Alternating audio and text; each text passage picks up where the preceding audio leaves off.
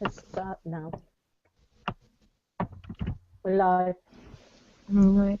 Hi, it's Wave of Action with Matteo from ShoutoutUK. This is also being broadcast in the US via Activate Media, Occupy Boston. We're going to talk about OpSafe Winter in Nottingham, the Tories suing UKIP, Lib Dem back in the bedroom tax, and the new trailer for the documentary, and Wave's new schedule events for 2015. Yay! Yay, that was good. So, what's everyone been at this week? Well, shall I start with the well, for us, I mean, the biggest event's probably been the trailer launch. Yeah. Before Christmas, which got, I mean, it got huge amounts of views, very, very positive comments all around, no negative ones yet. But no, I think that went really, really well. Really, really well. It was really, really positive. Everybody that we showed absolutely loved it. And I think it just highlights exactly what we're talking about. You know, I love David Cameron's speech at the beginning, talking about the brave police that face these horrible, villainous creatures that are protesters and civil rights activists and all that. And afterwards, you know, talking about, you know, with Russell Brand, we managed to get a good interview with him as well, and, you know, a good speech that we covered as well. And obviously, I mean, you guys were great. I mean, I think I couldn't be happy with how that trailer turned out. Couldn't be happier. Yeah, it was brilliant. Absolutely loved it. Absolutely loved it. I went to OpSafe Winter in Nottingham, and it was epic. It was brilliant. It was like we just totally rocked it. We managed to get like hundreds of donations, and people were like, homeless people were turning up all day. We had like little visors. Can you see the visor? With a little jacket. Yeah, we had them. We were wearing them, and they knew to approach us, and it set a whole new shift for it. So they were actually coming up to us and saying we had shoes, clothes, sleeping bags, food, little baggies all mixed up. We even had like baccy and stuff like that to hand out. We had everything. There's homeless people crying everywhere. There was people crying everywhere. There was dancing going on. There was everyone. It was just the most amazing event ever, and we helped so many. And then today, for the last 2 days, they've been handing it all out again through Nottingham, and they've been doing it all week. So that was really, really good. It was brilliant. That sounds amazing. Yeah, they did an amazing job of Nottingham. I couldn't get out to Nottingham because of the commitments, so I started one in Oxford, where we're going out tomorrow to give out to the homeless tomorrow night. And there's a small group of us, so we'll get some stuff out there.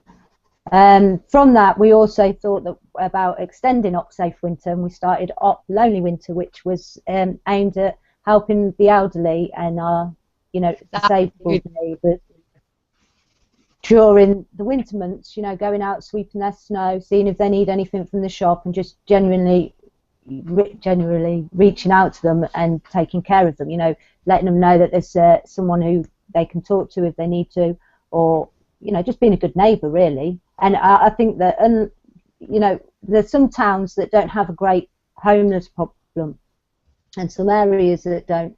But I think everywhere has lonely old people and disabled people that could do with a little bit of help. Just, you know, clearing the snow means they could get out to their car or garage, or mobility scooters out, things like that. You know, all helps, doesn't it? Yeah, I mean, that's what's interesting about it. Yeah. Well, me and Kiki were really excited about the trailer. Yeah. We bust one. It was brilliant. It was brilliant. It was amazing. I mean, that's what I love about, you know, about that. I mean, OpSafe Winter, I always find it really fascinating, and it's one of the things that, you know, throwing that word capitalism about, but it's what it does, because capitalism isolates you. It stops you from doing anything unless it benefits your wallet. It stops you doing anything that, you know, and we don't have in this country a very sort of good way of treating old people, treating the elderly, in the sense that we normally either shove them in a home, and that's pretty much it. You know, there is no family-orientated care network. There is no sort of place for them in a way of other cultures where, you know, they include them in family meals and that kind of thing. So it's amazing to see someone like that. It's actually bringing back that community spirit, which really shouldn't be something special, but it is now. It's so remote that people do a nice thing for you, that once you do it, it's starting to become like winning the lottery. Almost, you know, when you see someone doing something good for somebody else, it's so rare now. Well, the thing with the Lonely Winter, when we were looking into that, you know, it's amazing to discover that there is 5 million elderly in this country who haven't spoken to anyone in a month.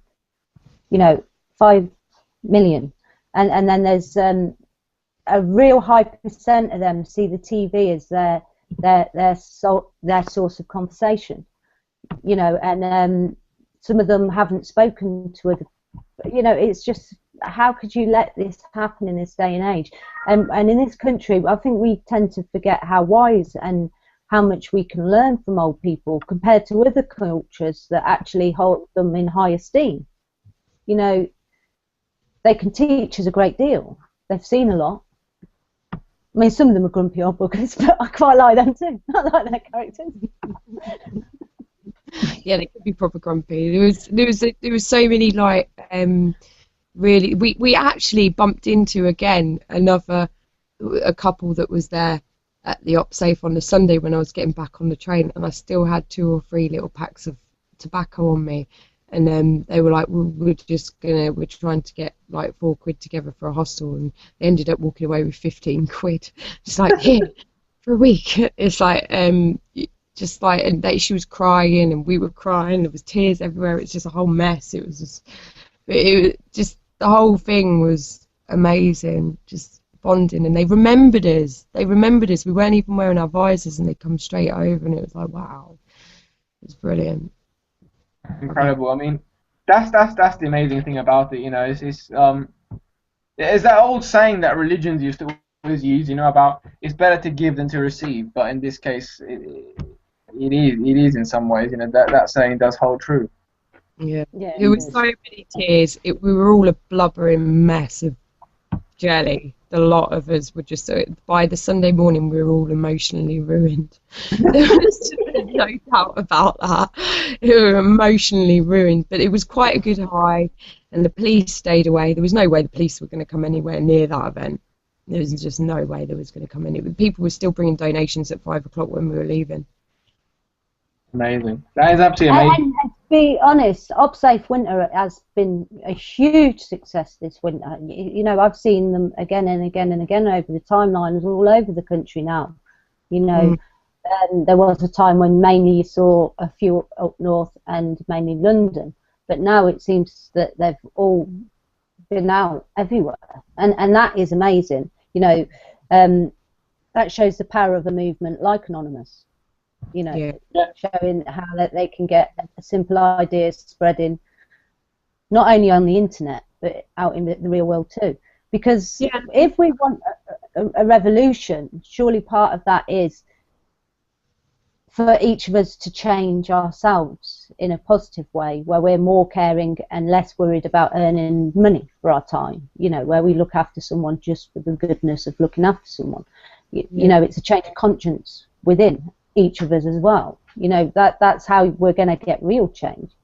Yeah, and I think it's down to the people as well, because we've spent quite a lot of time now, haven't we, P, with the Nottingham Pirates, and West Pirates, and is there a GCHQ with us?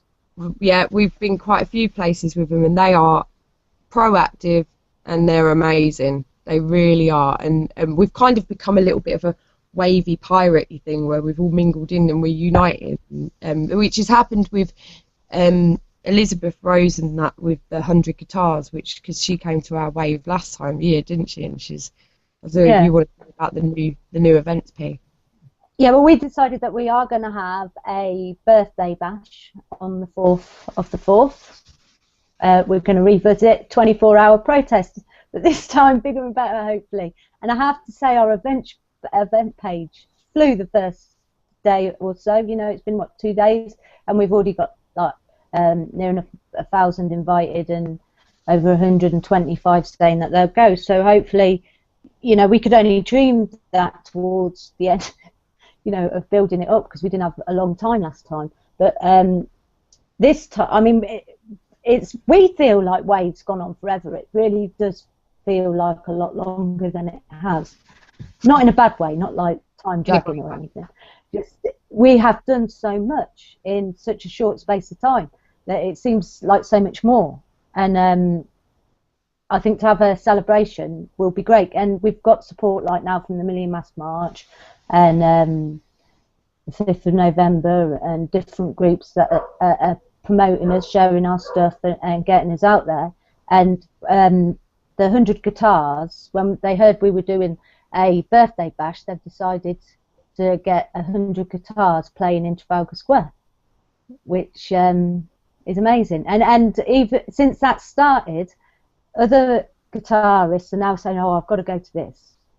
You know, that the musician, a lot of activists play guitar, and they will really love that. And I think that's a really nice start to our celebration of the year of. Well, we'll have the release of the film by then as well. That'll be included in our year, kind of. Say as well, date night as well. Yeah, well, hopefully beginning of 2015, we're going to have our premiere in Parliament, which is quite nice. Being an MP, but we are hopeful. We are hopeful. She was very happy and smiley in that trailer. Oh, what's this? It's an anonymous mask. Did you see that? She was livid afterwards. We saved the best bit of that clip for the film, though. It's the reaction prior to the smile.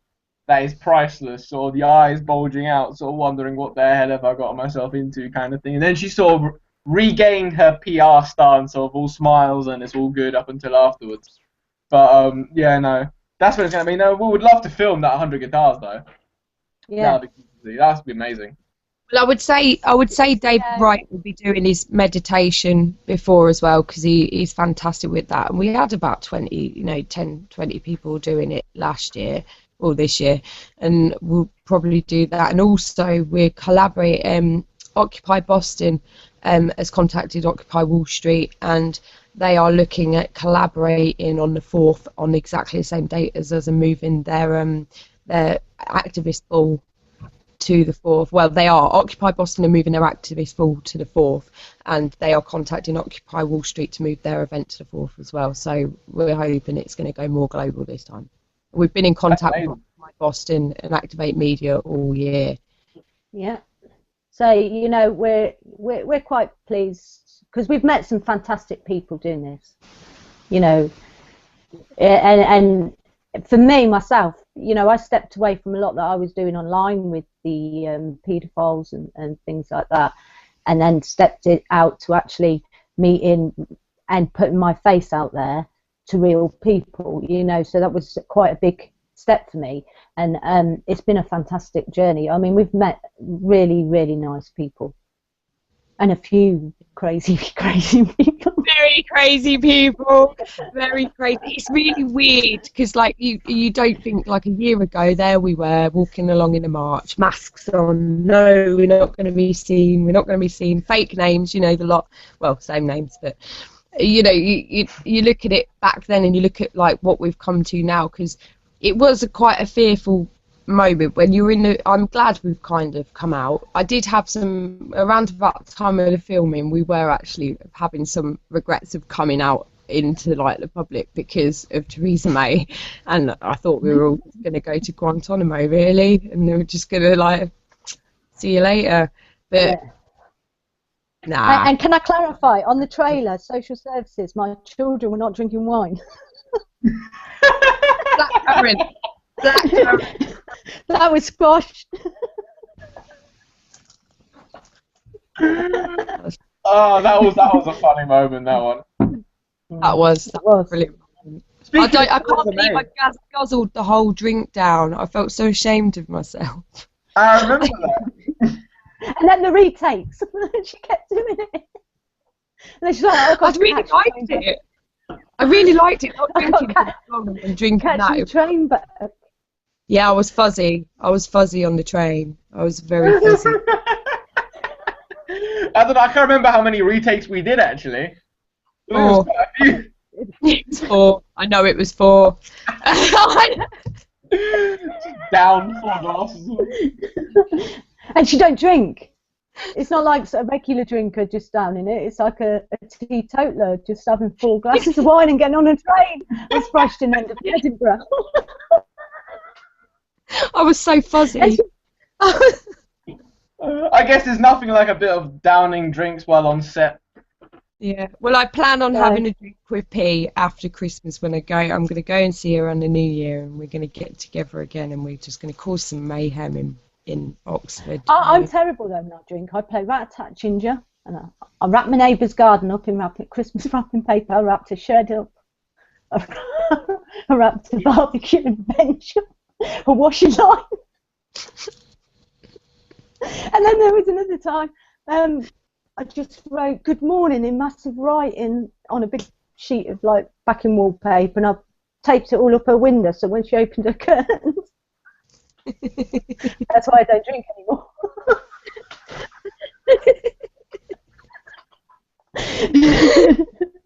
I cut out cardboard clothes and hung them out on a line. I can't wait to have a drink in New Year, P. Oh, that is hilarious. That is mad. Speaking of U-turns, by the way, drinking U-turns and all that. Yeah. So the Lib Dems have done another U-turn. As usual. The bedroom tax. On the bedroom tax. Yeah, well, they did a U-turn on a U-turn on a U-turn. I think it is. I'm sort of losing track. I'm kind of losing track about the whole thing, but basically, cut it short. They said they were going to oppose the bedroom tax, then they didn't. They said they were going to fight it, and now they haven't.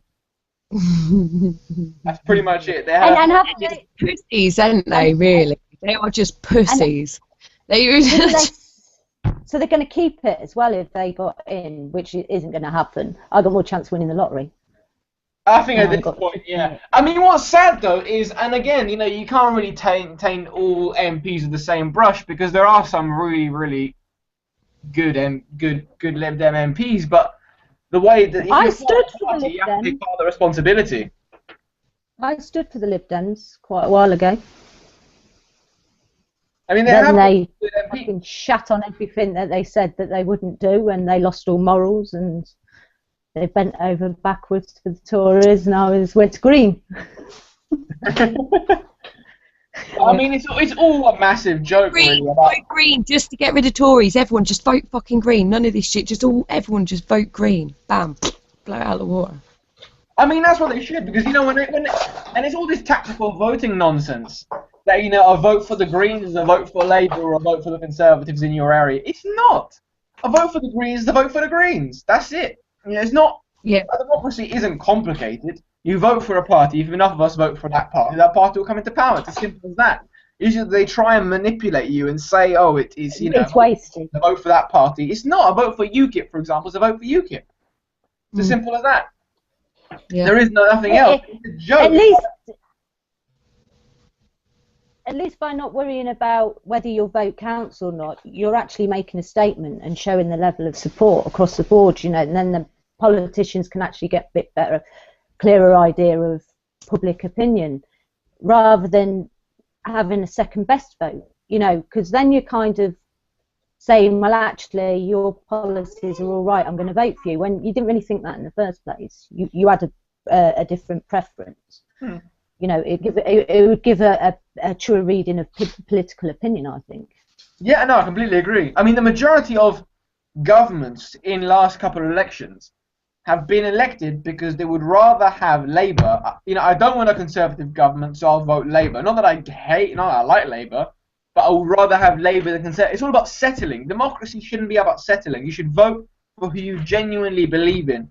Be it the Greens, be it Left Unity, be it, God forbid, UKIP, but if you must, you know, be it whatever party it is, you should go and vote for that, because that's what your ideas are about, and that's what makes democracy so great, that you've got all these different groups fighting and then debating about their interests, then you get a real sense of what Britain is about, as opposed to these three parties that really mean very little But yes, they've got great individuals, some of them in these parties. You know, some MPs are amazing in these parties across the board.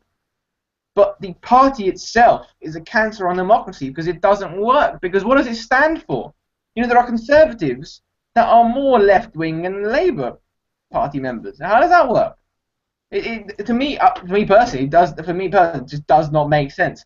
And to anybody that supported, for example, that gave money to the Conservatives, I think they'll be happy to know that the Conservatives are now using that money to sue Mark Reckless because he was elected by the people. So he's they're not happy that Mark Reckless was elected by the people as a UKIP candidate. So now they're suing him. They're using the money that all these people donated to the Conservatives, be it corporation, be if you're an individual. They're using your money to fund the grudge campaign against this guy. Okay, fair enough. And it's for 3,000. Let's face it, it's for £3,000 for the printing of material as a Conservative candidate that had to be thrown away. But you know how much he's started a crowdfund to fight it. You know, to raise money to fight it. Farage and him have been tweeting it out. But how much money and time is going to be wasted on the fact he might have genuine reasons that he felt that Conservatives no longer met his morals. Yeah. And surely, as a candidate, you're not held hostage to a party for life and liable for the costs that they incur. Because you don't get elected, you know, you switch sides, because that would hold you to ransom. That wouldn't give you a very free political system, would it? If that's the road you're going to go to. I don't think we know what democracy looks like. We've never seen it. No. Well, that's the point. We've never actually seen a lot of these ideals that we talk about. You know, democracy, a moneyless society. All these things have never actually happened. Socialism has never actually happened. It's always been usurped by somebody or something. And that's what we're seeing with Mark Reckless. Although he's a UKIP candidate, I'm not a fan of UKIP, but that's fine. You know, he has a right to go for whatever party. It's not anybody's right to take away his right to stand as any candidate. And what's worse, he was elected again. So it's not like he switched sides and stayed there. He took himself off as an MP. He gave himself up as an MP and stood again as a UKIP candidate, giving the people the choice if they want him, if they want a UKIP person. So clearly the people like him for who he is, not for the party he represents. So clearly he therefore must be a true democratically elected person, because he was re-elected again despite the fact that he changed party. So and the problem what we're seeing here, I think, with the Conservatives suing him is that the Conservatives genuinely believe that they have a right to hold their MPs to ransom. You know, it's this belief that's always existed in Britain that if you're a Conservative or a Labour Party member or a Lib Dem, if you are elected, you have it's almost like you're chained, not physically, but mentally to the party you belong to. It's almost like a football team. You know, people used to say you can't trust anyone who swaps a football team. And it's that same kind of people mentality of, you know, you can't change. People, you know, you got people do walk around and they're like, I won't change for anyone. Well, I fucking will. I'll change when things open up to me, when opportunities open up. I will always change my mind, always, depending on what knowledge or information I get at whatever time. Someone might impress me more one day and then totally disappoint me the next day. I'm not going to sit there and go, I'm never going to change, because you're just going to get stuck with the Conservatives then, aren't you? But the thing is, when you first stand in for the Conservatives, pretty much most of the stuff that you know is pamphlets and bullshit that they've fed you. When you actually get into the inner workings of it and you see how things are working, you might not agree with certain things. You're entitled to change your mind. You're entitled to say, well, no, actually, this isn't what I thought it was going to be. But I think party politics is, you know, we need to get shot of that, and each individual should be standing for their constituents, not their party. Yeah, completely agree. Constituents or country, whichever you're standing for in regards to, is irrelevant. It shouldn't be. It should be for your country or constituency first. Your party always second, and that's something that always struck me as the difference. I think between, I mean, America's got their own problems, But the one thing, if you look at the two leaders, this is a very sort of fickle thing, but I think it does make a point. If you look at Obama's Twitter account, for instance, it says the President of the United States first. That's the first thing it says, and I think that's all it says. If you look at David Cameron's Twitter account, leader of the Conservative Party and Prime Minister of Great Britain. Now, in my mind, what that, in a very, very simplistic way, says that actually, he considers himself the leader of the Conservatives first, and then as secondary, he's also the leader of the country, Prime Minister of the country. Yeah. And that automatically, in your psychology, says that you need to look after your party first. You're going to do what's best for your party, not your country. And often those two things, they do cause friction, because you may do policies that are unpopular, or you may do things that are unpopular, and therefore they hurt your party. So you try to do or blame things in a certain way. You try to culminate as much power as you possibly can for your own vested interest, because your party's donors request for you to privatize the NHS, request for you to privatize the Royal Mail, because that's the reason why they sponsored you in the first place. Yeah. And I think that is a very, very sort of, it shows you, in a very, very simple way that actually, our politicians are for their own interests and the party's donors' interests, because not so much the party, but the party donors' interests first, and then everything, and then the country and the people eventually come into play if they've got the time or can be bothered. I mean, talking about Theresa May, for example, I mean, that's the other thing that was an absolute joke. That they are treating the British government and the British people as if we're massively, massively ignorant. I mean, to say that Theresa May, obviously, I don't know if you know, but she was in a scandal with the torture committee thing quite recently, where her name was apparently on the paperwork, and then they said it was a typo, or they called it a clerical error to make the wording seem complicated. But what that means is simply a typo. That they managed to accidentally put her name on there. How can you accidentally typo someone's entire name onto a document? I mean, could you imagine hitting all the letters by random and then accidentally spelling the words Theresa May? Seriously, I mean, let's just think that for a moment. They accidentally smashed the keyboard hard enough so that it typed up the words Theresa May. And the government... Autocorrect. Huh? Autocorrect. Autocorrect. Well, I guess they could accidentally say, oh, we accidentally typed in the month, May, and then Theresa. No, there's just no way in hell for them. I don't know I don't know who came up with that, but they really, really struggled to justify why a Home Office minister was involved in torture and had something to do with torture. I mean, that was just wrong. But then again, I mean, look at Theresa May's policies, the idea that journalists should have, the police should have the ability to hack journalists' phones whenever they want to. The government should have the right to snoop on all of our internet activity. I mean, they've got so much to hide, and they fear the flow of information. These people are getting caught out again and again and again by whistleblowers and by people sharing information. They just want to shut it. That they're frantic. Theresa May, some of the things she said, and I can't remember how many MPs it is now that are under investigation that was in the paper, but that was considered a conspiracy theory, and David Cameron even called it, now recently conspiracy. And you look at what they're saying about being able to talk freely online and saying non-violent extremists, and you think they are just desperately trying to shut down the flow of information. Desperately, because that's exactly what that's going to do. Well, it won't, because we'll share it anyway. We've fought it. How many people have been sharing this stuff for years? I mean, you can never shut down information. And no. I was thinking about this because obviously, I mean, people are really worried because internet. I mean, in America, net neutrality, they've been pushing it for ages. In Britain, we got this problem that the DRIP bill went through. So, I mean, the privatization and the destruction of the internet's unique way of dealing with information and giving people a space that is anarchic, has no government, has no laws. People can do what they want, talk about what they want without any interference. I think may eventually die out before anything gets better.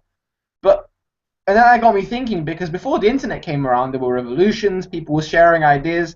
So the government never shut that down, because that means will always exist. There'll always be a way. There is some fantastic ways that we get information out, and there's people that implant memory sticks into brick walls, and you can just hook up your computer in that and you get information. One thing that we did at the Wave launch, and hopefully we'll do again at the birthday, is the DVDs that we just stuck on trains, we stuck on in toilets and things like that. And that's something anyone can do anywhere. It's just print out something, you know, burn a CD of a documentary that they found really enlightening and one would like of people to see, and just stick Watch Me or something on it, stick it up on a bus window, and somebody's curiosity will get the better of them.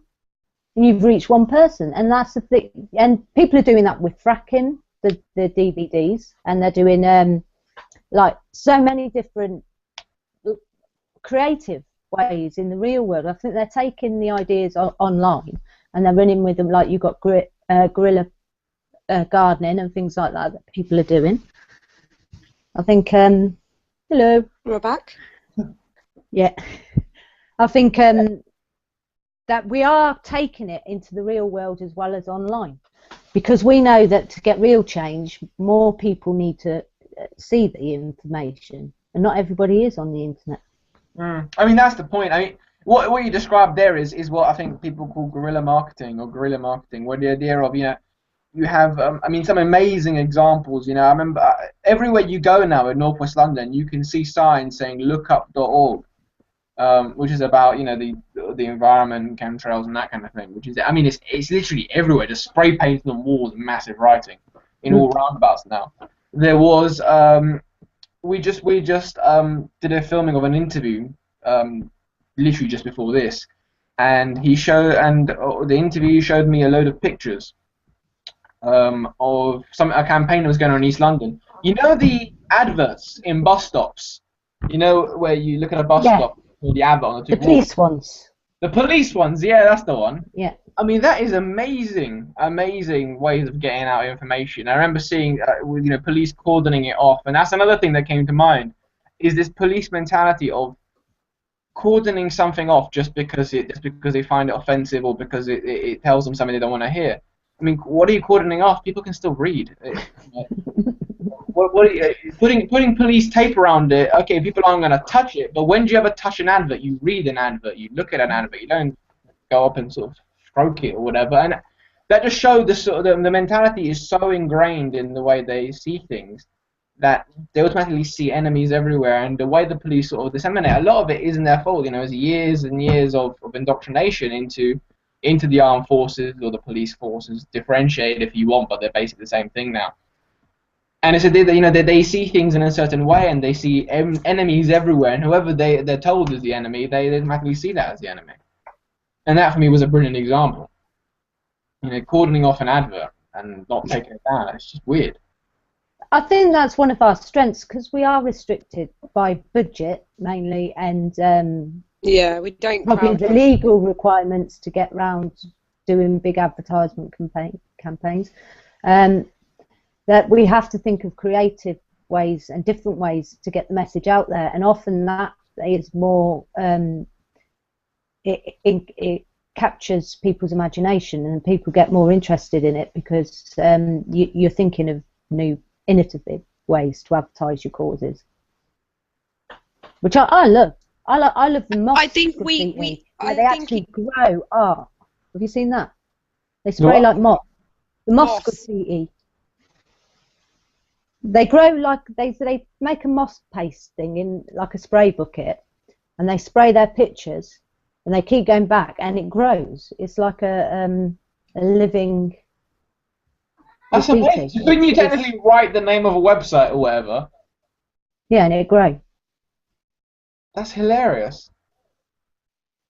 I mean, and then that it's, you know, it's lovely to see. You know, that's that level of creativity coming through, and people's ideas getting out there.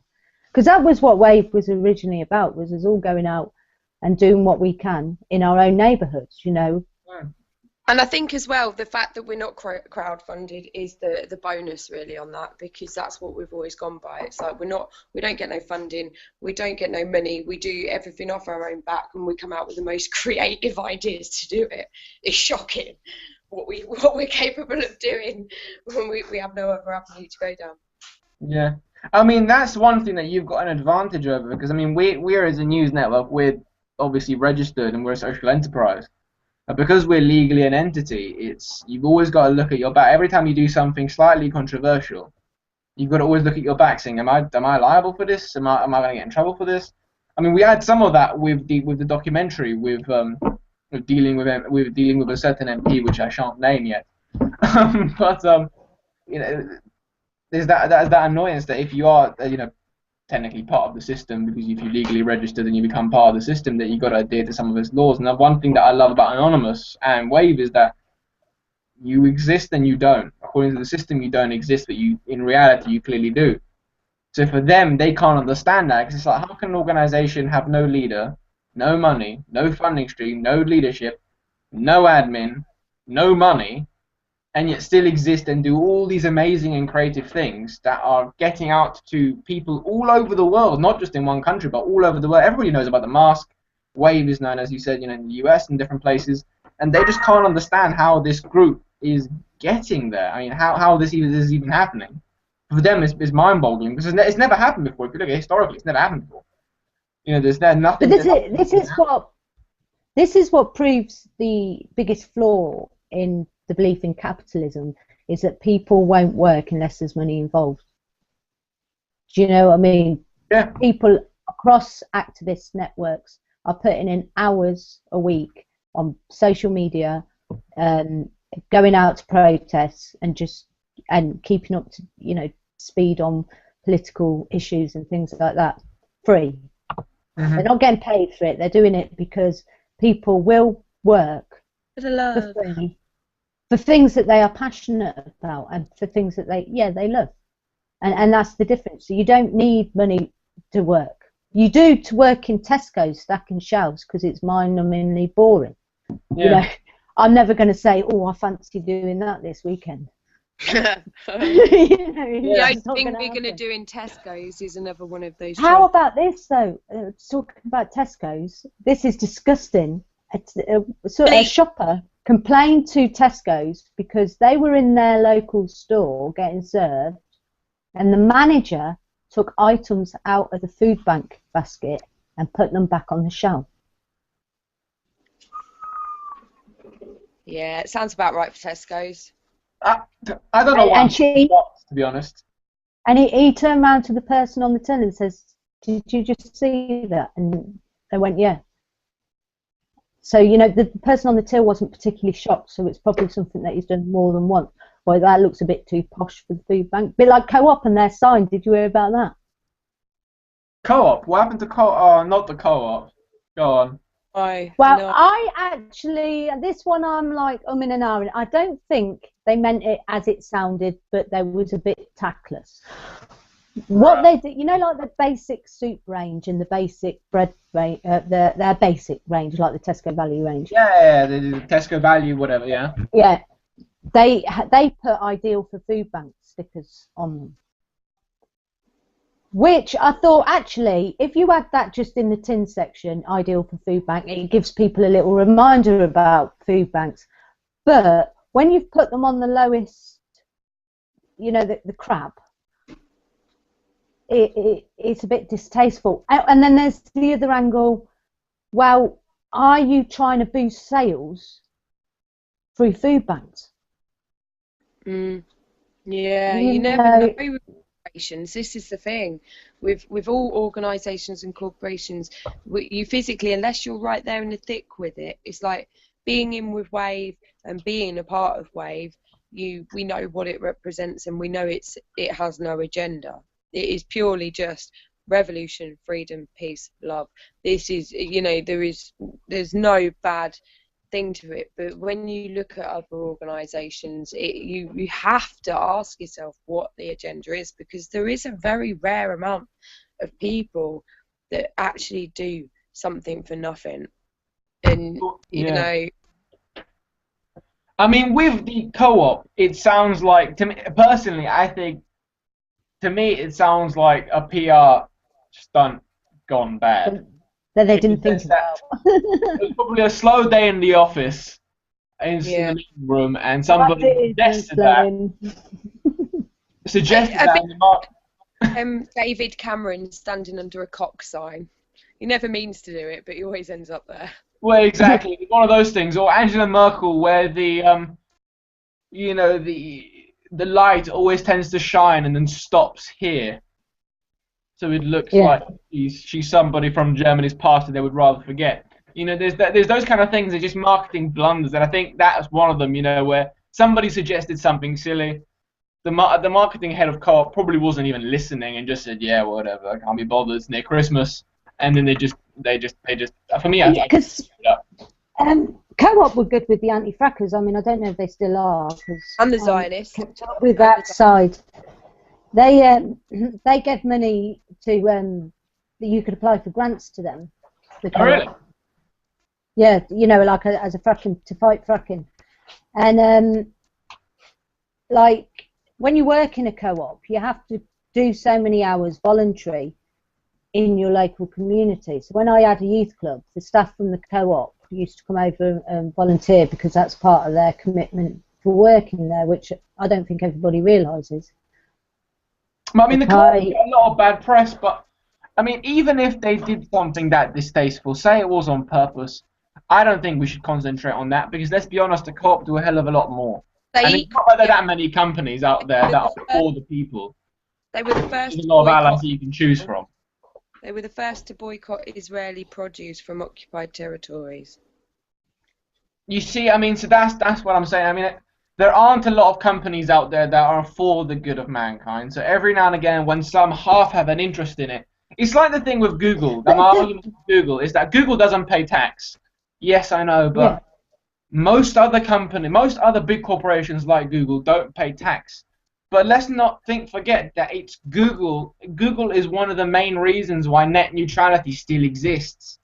So rather than hounding Google, who have, yes, they don't pay tax, but they've stood up for something quite valuable, the Amazons and the what's it called, the Starbucks, they haven't done anything.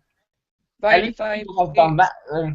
But the problem is Google, like the amount of information it gets on people when, I don't like Google, I hate Google. You know, the mining, the data mining, and they want to go into everything. You know, it's like, I can't even remember, like the Google car, for example. Now we're all going to be forced to drive driverless cars, right? Which for the likes of me and Kiki is absolute nightmare, because we don't want tracking devices on our car. We don't want something that the police can just stop, you know, and have the power. As a woman driver, I don't want something that a policeman can just stop in the middle of nowhere. I'd full control over it. I would start carrying nunchucks if that shit started going down. I'm telling you, because policeman or not approaches me on a dark night in my car and he'll get nunchucked. Seriously. The point what I'm trying to make is that practically, I mean, I'm not saying that Google is a saint. By all means, they're not. But what I'm saying is that there are so many companies that realistically, I mean, that are really doing terrible things in this world. And there are companies that are doing terrible things in this world, but are also, to an extent, it's like geopolitics. If you look at the co-op, though, the co-op, everything is done on votes. Right? When you're a member of the co-op, you get that card thing. The members get to vote on everything. So they get to rate what's important to them, fair trade, things like that. Now, to a certain extent, the co-op aren't saints. They have to think about the bottom line. You know what I mean? They've got to make money. But their members are obviously telling them that they want ethical produce, that they want fair trade, that they want they don't want Israeli products, because they're not doing it out of the goodness of their heart. No, they're doing They it. must be doing it from the feedback from their customers, which says that actually consumers are a lot more ethical than it's generally thought. It's just quite hard for them to be ethical, because most of the things that Tesco's carry aren't ethical, you know, and Tesco's don't get feedback from their customers along them lines. They don't ask them what's more important to them: price, ethics, origin, things like that, you know. But obviously the co-op have, and their feedback has been that these are important for local shops, and if they're important for local shops, they must be important for supermarkets too, surely. But you see, that, I mean, that brings me back to my original point that, you know, companies aren't necessarily good or bad. You know, if suddenly the customers of the co-op were all pro-fracking, that's what the co-op will be pushing, pro-fracking. And the point is that once you operate within the system, you have to work by the system's rules, and the co-op has to make money. So their aim, in the end, is still profit. The way I see it is that activists have to, I think, in a way, you should play on that, because companies are very, very simple. They work on profit, and they work on customers. So if the customer realized how much power he had, or she had, they would then understand that actually they're the ones that hold power, not the corporations. Because in the end, it's people do have a power over money, because money is paper. Money doesn't actually exist. It's an imagination that we've invented. People are real. We do exist. That we are a collective. You know, that is a real thing. Money is something that we've invented. But corporations do things for different ways. You know, Google defended net neutrality because they want to keep, in an extent, they want to keep control of the internet. They don't want to give the control of the internet to states. So Google fought it for its own interest. But their interest at that stage, that interest, pallied up with all activists' interest, because activists want net neutrality for their own reasons. Like Google wants net neutrality for their own reasons. The reason why RTUK, for example, are covering British events and British protests all the time, unlike most Western media, for their own interest as well. So all these corporations, you know, they all have different interests, which every now and again do coincide with activists and campaigns, like you said with the co-op, like I said with Google and so forth. So I think it's about also the realization that we can pit these things for our favor, and there are things that these companies will do to not benefit us by any means, benefit themselves, but that benefit then coincides with a goal that we have as well. I watched a banned TED talk the other day. It was from a capitalist, and he was talking about tax evasion and how, you know, how better we'd all be if big corporations did pay their tax, and the tax in the rich, you know, isn't such a bad thing. You know, however, they make out that jobs would dry up and blah blah blah. He said that actually, you know, it isn't the corporates that create the jobs. They like us to think it's the corporates that create the jobs, but no corporate hires unless the consumer has made the demand that they need to hire. You know, a capitalist never thinks, I'm going to hire somebody today. They fight off hiring people for as long as possible, you know, because it's more cost to them. Yeah. You know, they are watching the bottom line all the time. They do not create jobs willingly. You know, they create jobs when the consumers have created enough pressure or demand for them to need to hire more staff. So by actually taxing the rich more, you don't really spend anyway. You know, like a lot there is collecting dust. That actually and they need, like, and letting the middle class spend. 90 million. Freeing up the middle class to spend is where you get your job creations. Freeing up the poor to spend is, you know, giving them enough money to live on, even on benefits. I don't know if you heard about Europe telling them to, was it double the benefits by next year? Double the UK. benefit. I think it is, yeah, it's quite a lot. But it's gone up from 70 or 80 something to 170 something that they're going to put it up. You know, so, but giving them extra money, and it's the same with like when you bail out the banks. If you don't forgive that money, that same money, to the poor people in this country, they would have spent it straight away because they have no choice but to spend it. They need to live. They've got costs. They don't store it. If you want to boost the economy, it's the consumers that you need to free up, and that's the everyday people. That's the workers. You need to free them up to have spendable income. The price of fuel is going to go to, is it something like 80p a gallon? The price but of it what? used to be like that not so long ago. Under £1, they reckon. Yeah, but soon. it's notably going to be apparent on the collapse. We know that the fuel prices are going to drop and oil is going to be in lesser demand because people can't afford it. It's going to lower in price anyway before the collapse anyway, as inflation. Well, oil is going down quite a bit now. It's on its way now.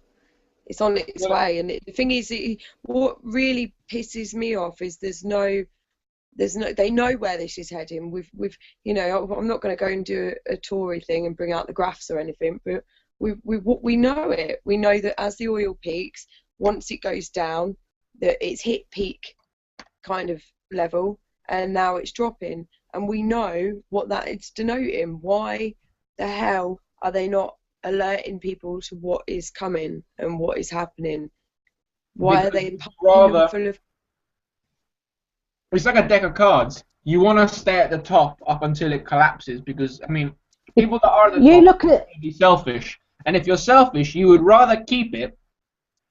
If you can keep it for 2 years and then it collapses, or you can keep it for 5 years and make something. You think about this country when there's like a petrol strike threatened, or when there's a bit of snow and people think that they might not be able to get to the shop. The Black Friday. Look at Black when they Friday. panic buy, you know, and you've got tailbacks and things like that. They couldn't come out and say anything like that because there are a lot of people in this country that would just run around like a headless chicken buying everything. What are they going to do when it does happen? Because it is going to happen. There's no doubt in the fact that we are heading for a bubble burst. The bubble is going to burst. And they will do exactly what they did in the Great Depression. Leave people to fend for themselves. I think that's all the war is about. I think, yeah, war does earn the money. Yeah, there is that. But also, war covers up the shit that they get us into every time because they can blame any collapse or recession on war. And I think that's why they're so desperate for it right now, because you know, when the US was flicking Russia on the nose and they weren't biting, it's because Russia's a lot more savvy than that. They know that the West is in place for a collapse, and one big fucking collapse, not even a small one. But look at the money they're wasting. I mean, like they're going to waste money on Trident, Boris's bridge, repairing $3 billion on repairing Parliament. You know, it's like, there's no money for this, but there's plenty of money to because you've got to think about it this way. I mean, if they know a collapse is coming and they know it's the end of this civilization, when I talk about civilization, I mean the West only, then wouldn't you spend it on ridiculous shit? Because they would rather live in luxury for 10 years than spend 5 years in luxury and then try to fix the what. I mean, if you look at, and this is why I think we need more history education in schools, because all the great empires, you know, depending what you define by great, I mean, the West was a great empire. I don't mean by great by it made loads of things better, but as in great because it did have a lot of power, it did change the world quite a bit, and it dominated the world for a lot of years. But like the Roman Empire, all things do come to an end, and we do have to move on to something better. And what normally happens is that if you look back at history, you talk about historians, and they always say, oh, well, if the empire did this, this, and this, they could actually rectify it very, very easily. But what scientists and historians often forget is that human beings don't want to change. People in power don't want things to change because they are too comfortable with the way things are. The Roman emperors, for example, were too comfortable with the way the Roman Empire had been. Well, they didn't change, but it didn't want to. History has always shown that rather than help their people, throughout centuries, that towards the end they have literally sucked their people dry, and that's what we're getting right now. They suck their people dry. It's happened with Roman. It's happened each step of the way. Kings, queens. Before they've gone down, they've took down the civilization with them. But you also have to look at history as in the fact that, hang on a minute, you know, we can look back in history and we can see barbaric acts throughout history, and as much as the people in power are to blame, so are the people who did nothing. Do you know what I mean? They went along with it. They had slaves in their house, you know, and to a certain extent we still have those slaves. All as capitalism has done has said, well, it's a little bit distasteful in front of your eyes in a civilized society, so we'll sweep it over into this little corner, but you still got your slaves, they just aren't in your house. You know, in China or in Taiwan or wherever else. globally, that's what the whole agenda seems to be about in the first place. The only thing is the dehumanization of population, so that people can create a human centipede of slavery and, towards the top. And I've got places like Africa that are on the lower ends of the centipede, but we are still in that centipede. But I'd still say we're quite privileged, man. We're quite privileged. We're very privileged. We're very, very privileged. Yeah. I think as a species, though, we are in a unique position now where we have a conscience of how other people are feeling, and we actually don't like it. We're finding it. I mean, back in history, we've always had rebels. We've always had some people fighting against some cause. I just feel that nowadays you've got uprisings in near enough every country. People are seriously taking a look inside themselves at the way the world is, and that is only to our benefit, because they've only ever managed to get away with anything in the past because the populace has allowed them to, and every time the populace has said no and made an uprising, they've changed or killed them all off. That's how we've always got political change. I know. It's not looking good. It's not looking good. It really isn't. They do tend to kill the rebels off by the end. What about Sony? Sorry for talking about not looking good. That's Sony. I found that hilarious. The film. Yeah. They like leaked a load of emails where like this Sony executives were slacking Angelina Jolie and her film off and things, and then they had a photo when they had to meet at some place. Some hacker had got hold of these and released them. They've released like the script to The Hobbit, was it? They've released loads. I think they've got their next 5 releases, and they've basically told it's North Korea, I think, and they basically said if you release that film where that is it Kim Jong-un gets assassinated in it or something, you ain't seen nothing Kim yet. Jong-il, sorry, the previous leader, how he got apparently assassinated. But I mean, I don't support North Korea by any means, but I agree that film shouldn't be shown because it's crap journalism and it just looks like a shoddy bit of Hollywood drama that is just supposed to pump Americans into feeling national pride, and they're supposed to hate. Yes, again, the communists, the Red Army, the horrible, horrible people that believe in collectivization. I mean, I don't like North Korea, but actually, look at that for a stance on hacktivism. Do you know? Sony, from what I've read, have now cancelled the premiere and aren't releasing it. Yeah, they've cancelled it. You know that's hacktivism. We don't like the side that did it, but it as a collective for Anonymous, it speaks. That wasn't Anonymous. I'm just saying that Anonymous hack.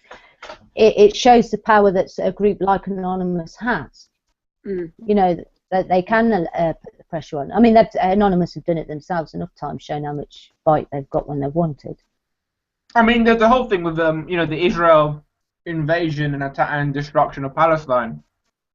Where they, there were loads of groups, hacktivist groups that attacked and took down government sites, which may not sound like a lot, but it made it bloody difficult for the Israelis to coordinate anything, because every system is now online. So taking down that website for an average viewer may seem like, okay, you've taken on the site.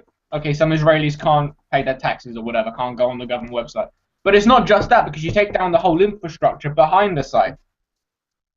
So that whole building, I mean, everything's based online and stuff. So you take all of that down, that is a massive pain to the government or the department that is being affected by that.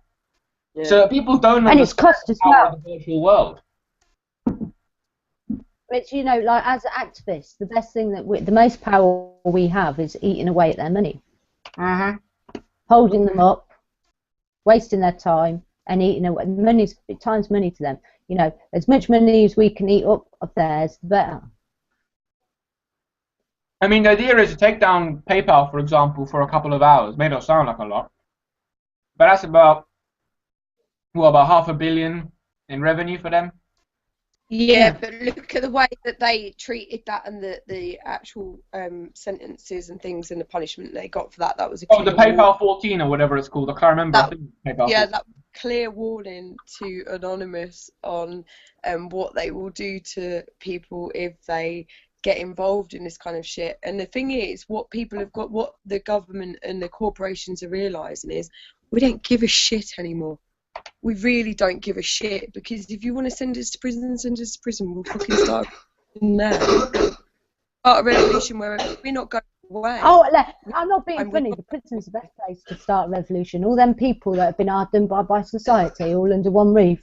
Get a few good speakers in them prisons, and you'll have an uprising. I mean, that's the thing about it, is that corporations only act when they have been affected. Because corporations don't care. They're not humans. They don't have emotions. It's not like you dirtied their shoes, so they're going to push you back. They don't care about that. They will only react if they're actually truly being hindered. So clearly, PayPal, they must have really hit PayPal's pockets, which is where the heart of a corporation is, to react in that way. Because otherwise, why would, if they weren't really great, I mean, if they say they weren't really hurt, but let's be honest, if they were not hurt, would they just not leave them be, considering how much bad publicity they're getting? Every time you hit these corporations and government in the pocket, they are butthurt. They really are butthurt, because I do feel, and I think that a lot of people feel as well, that they will individually target you on things like social media and places like that. As soon as you get involved in something like that, your tech starts playing up. Your things start playing up. You start getting weird little phone calls and stuff like that, and it clearly is. They are butthurt, and they can't do anything about it because we're wide out in the public now. There's so much support. There's certain things that will happen. Yeah, they are pushing and pushing and pushing, but at the end of the day, there's going to become some popping point, and they all know it. They know it, and they're just hanging around, kicking their feet, spending money on fucking bridges because they've got nothing else to do with their time because they know they're going down. And that's what's great. And that's what's great about geopolitics, because that has kicked off again. You know, Russia's war with the West, you know, Cold War with the West has started up again, which may sound like something negative, but for activists, it's actually not too bad. In the sense that you've got people from another part of the world, you know, from Eastern Europe, and you've got RT. For instance, so if an activist ends up being, you know, there is injustice in the West by an activist or whomever, RT will be on there. So it's not just anymore where if you're in Britain, your only possible coverage is Western media. So if you do something wrong and the government doesn't want you to know anything about it, or doesn't want the rest of the people to know about it, they'll make sure that Western media doesn't cover it because it doesn't make them look good, etc., etc. But nowadays, if it's not on social media for whatever reason, a foreign news source will cover it. So journalists from different countries are sort of keeping each other's governments in check almost. You know, because you got RT here doing amazing things, covering incredibly well some of these protests where the BBC and so forth didn't even bother turning up, and then you've got the BBC in Russia doing the same thing, being the equivalent over there. So they, you know, they would be the equivalent over there for their activists. So geopolitics is actually working against them, but working for activists, because activists know now that if you need media coverage, you just go to any non-British news source, and they would love you to talk to them. They'll be very interested, because they want that because it's in their best interest to report in a very, very investigative way to make sure that your country looks as bad as possible. That may seem negative, but it's not, because it gives good journalism, because you can't make stuff up, because then the media in your country will pick it up and denounce that foreign news source, so it has to be true. That's why they're so desperate to get good stories. Funny to think the BBC. Oh, that's another one that's coming up next week. Occupy the BBC. Yeah.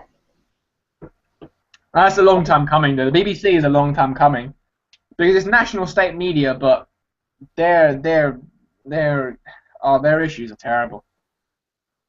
I mean, the pedophilia thing's one thing, which, I mean, that is massive in itself, but their bias reporting, their huge bureaucracy that is wasting tons of public money,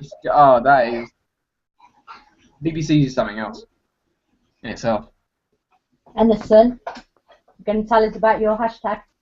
Oh yeah, from I think it was last month, from November. No, from December we started it actually. For a couple of weeks, well, last week I think it was, can't remember now. We started a hashtag called #ShameTheSun, which is basically about shaming the sun, about how many incorrect, provocative, wrong things they have talked about in their newspaper. We've got a couple of people, a couple of journalists that are covering on a daily basis from Monday to Friday. Some of my favourite ones were that, first of all, they believe that alcoholism is the way to cure your stress. So if you are stressed, according to the Sun, you should grab a bottle of whiskey and start drinking. No, Also, yeah. if you are a woman and you drink, it is your fault you get raped, according to the Sun. Yeah, good luck with that. Yeah. So it is your fault, Well, apparently. If you are a woman and you get drunk on a Friday and you get raped and whatever else happens. When you look at things like that, I remember someone chucked at somebody on Twitter. Someone turned around and said, "Oh, the Christian thing." They turned around and they said, "Oh, a female deserves what she gets because of the way she dresses." And I remember somebody turning around and saying, "That loincloth on Jesus must have been awful. I'm sure he didn't get raped every day." Oh my God, that's so true. I mean, some of these people just don't know what they're talking about. They just don't know about it, you know. Somebody should be... There's an army in this house. I'm really sorry. No, the Sun's vile. The Sun is... I mean, there's another one that came out quite recently. The Sun thinks it's necessary to broadcast nude women before reporting real news. You know, that's in regards to page 3. Which is ridiculous. I mean, the fact that they have to, you know, the fact that they put that on there is ridiculous. You know, drunk woman asking... It's not only that, but the Sun really does sexualise child abuse and children, because where they put that page 3 and where they put some of their photos is really disrespectful to some of the stories that they put on there. And that they will put next to an article about child abuse. I mean, the way they phrase things is so wrong. So wrong. Another one, which was obviously in regards to racism, if the Sun's not sexist, then it's racist. If it's not racist, then it's some other sort of prejudice. But the Sun thinks poor white kids are falling behind because their parents just do not care. Yeah, that's exactly what it is. Yeah. You know, it must be to do with race, you know, because it just must be. Yeah, but if they don't even bother to... What you've got with the Sun is you could take down a paper like The Guardian. If you really, you know, if the government wanted to. The Sun has a lot more power than we actually realise, because they're not in the UK. They, you know, we have no power over them whatsoever. They're Australian, technically. Yeah. We have no power over them whatsoever, and they'll print what the hell they want. They will print against the government if the government does blackball them. So they will work in cahoots all the time, because it's beneficial. Well, you only have to look at the hacking. I mean, nothing really. I mean, that was a big joke, to be honest. I mean, nothing really happened with regards to that. They didn't do anything. The Sun didn't. I mean, the government didn't do much because, as you said, the Sun's got all the power. If they blackball an MP, he hasn't got any coverage. But this all goes back to like Rupert Murdoch, and it's the same with him on digital. You know, with his Sky. His company funded the destruction of On Digital. It funded the hacking of it, and it funded the spreading of the hacking through, you know, the House of Ill Compute website. That was all funded by Sky. And you look at that and you think, nothing come of that either. I know that On Digital took them to court, but, you know, a slap on the wrist and a few million fine to someone like Rupert Murdoch is nothing. So it's drop in the ocean. You know, he's thinking, oh, I'll bring it on. Next one. Yeah. When is it, you know, criminal acts going to be accountable to say it proportionately to what an average person would get, you know, and some suffering? You know what I mean? If I'm fined £1,000, that's a lot of bloody money for me to find. So if he should be fined what is a lot of money to him, you know, where he feels paid. Percentage-wise, not percentage to your earnings, to your income. But the trouble is the government's got to be smart, because somebody like Rupert Murdoch can pretend to make less than a working class person because he can manipulate his wage however he wants. So it's all about being active with government. It's not just one rule for all. You got to be human in a way. You got to think things properly. But I've got to run off, by the way. So I'll see you in the new year. All right then. I'll see you. Have a nice Christmas. You too. Take care and say bye to Keith when he comes back on. I will. All right. Bye. Bye. Bye.